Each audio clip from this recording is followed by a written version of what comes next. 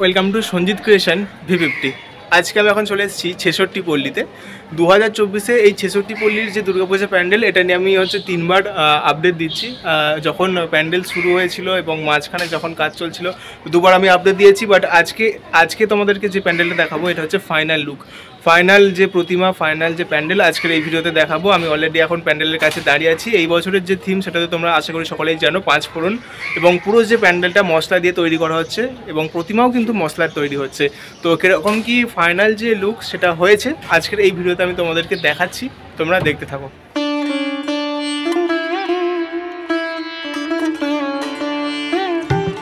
এই হচ্ছে 2024-এ 66 পল্লীর দুর্গাপূজা প্যান্ডেল। আর এটা হচ্ছে একদম সামনের পোর্শন, আর এইটা হচ্ছে এন্ট্রি। এবং সামনের এই যে পোর্শনটা দেখতে পাচ্ছ, এই যে ঘরগুলো করা আছে, এই ঘরে যে বস্তায় যে জিনিসগুলো রাখা আছে সেগুলো হচ্ছে বিভিন্ন ধরনের মশলা, শুকনো লঙ্কা, গোলমরিচ, মানে বিভিন্ন ধরনের মশলা কিন্তু এইসব এতে রাখা আছে। ওই সাইডে, এই সাইডে, দু সাইডে কিন্তু এই ধরনের প্রচুর মশলা ব্যবহার হয়েছে প্যান্ডেলে। আর প্যান্ডেলের ভেতরের যে দেওয়ালগুলো সেগুলো সব কিন্তু মশলা দিয়ে তৈরি করা। তো দেখাবো, আমি এখন ভেতরে ঢুকছি, তো দেখতে থাকো।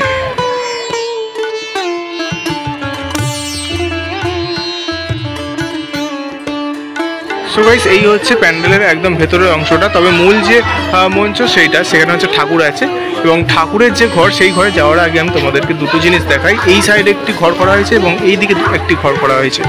এই দিকের যে জিনিসগুলো তোমরা দেখতে পাচ্ছ এগুলো কিন্তু সব মশলা দিয়ে করা। এগুলো সব ইংরেজ আমলের সব ছবি দেওয়া আছে, এবং আগে সব যে মশলা রপ্তানি হতো তার কিন্তু দৃশ্য তুলে দেওয়া হয়েছে। আর উপরটা দেখতে পাচ্ছ শুকনো লঙ্কা, তেজপাতা, এগুলো কিন্তু দিয়ে পুরো উপরের অংশটা করা হয়েছে।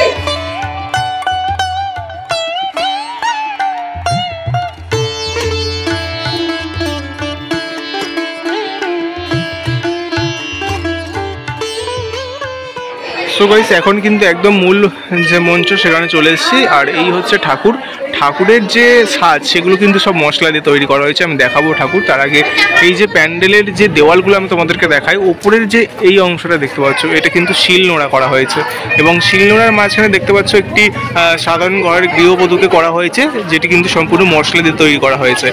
আর সিলিংয়ে আরও অনেক কিছু আছে, যেমন এই সব জায়গাগুলো দেখতে পাচ্ছ বিভিন্ন ধরনের বয়েম বলা হয় এগুলোকে, কাঁচের, প্লাস্টিকের সব বয়েম, এবং বয়েমে কিন্তু সব বিভিন্ন ধরনের মশলা ভর্তি করা আছে। আর দেখতে পাচ্ছ পুরো প্যান্ডেল জুড়েই কিন্তু পেন্টিং করা আছে, রান্না করা হচ্ছে, বাসন মাজা, তারপরে সবজি কাটা, এই ধরনের সব ছবি কিন্তু সব পুরো গোটা প্যান্ডেল জুড়ে এই দেওয়ালগুলোতে হচ্ছে ফুটে তোলা হয়েছে। তো চলো আমি তোমাদেরকে একটু ঠাকুরটা দেখাই।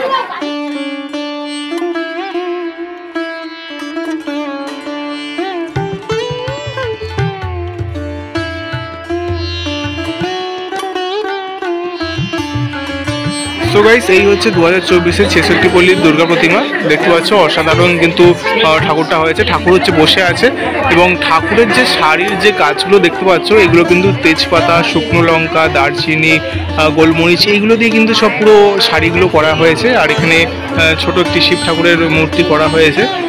তো টোটাল ঠাকুরটা ভীষণ সুন্দর লাগছে।